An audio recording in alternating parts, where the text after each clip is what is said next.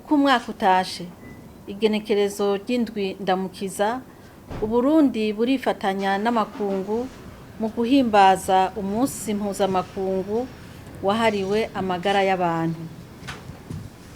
Icivugo c'uno mwaka kivuga kiti dushire inguvu hamwe ku neza y'amagara y'abantu, dushigikire ubuhinga bushingiye ku bushakashatsi. Ibi bitwibutsa ko amagara meza y'abenegihugu ari inkingi y'iterambere rirama. Nta terambere rishoboka igihe amagara y'abenegihugu atameze neza. Nico gituma dukwiye kugira urunani twese, inzego za leta, abakozi bo kwa muganga, abashakashatsi hamwe n'abenegihugu bose mu guteza imbere amagara y'abantu.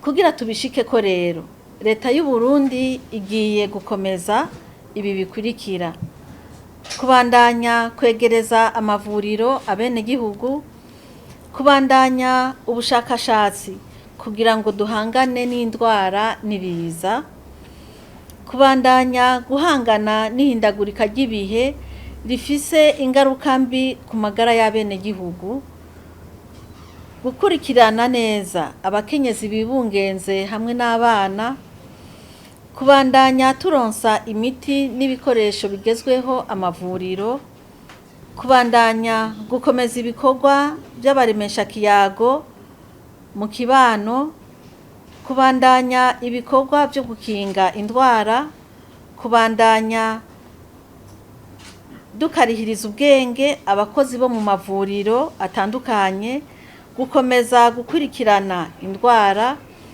gukoresha uburyo bwa none bwo guhanahana amakuru mu gukurikirana abagwayi be n'indwara, kubandanya kandi duteza imbere ubushakashatsi bufatiye ku bibazo by'amagara y'abenegihugu, kubandanya duteza imbere ugukorana hagati y'abarongoye amagara y'abantu n'ay'ibitungwa n'ibidukikije kugira ngo dukinge hamwe indwara ziva ku bitungwa no gucungera neza indwara z'ivyaduka ico twise initial santé.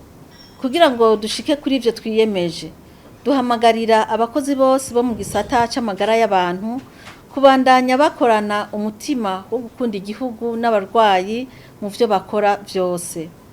Gusaba abo dusanzwe dufashanya gukomeza kudufasha hisunzwe ivyo igihugu cacu gishira imbere. Umwenegihugu wese tumusaba gufata ingendo nziza zijanye n'amagara meza, harimwo isuku n'isukura ry'aho abaye no kwitura amavuriro hakiri kare mu gihe akitswe n'amagara.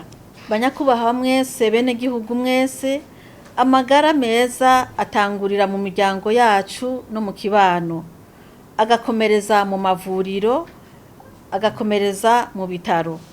Ashingiye ku bikorwa vya misi yose vy'umwe wese, ariko kandi no mu ngingo zifashwe hisunzwe ubushakashatsi. Ivyo vyose bikadufasha guteza imbere amagara y'umwenegihugu. Murakoze.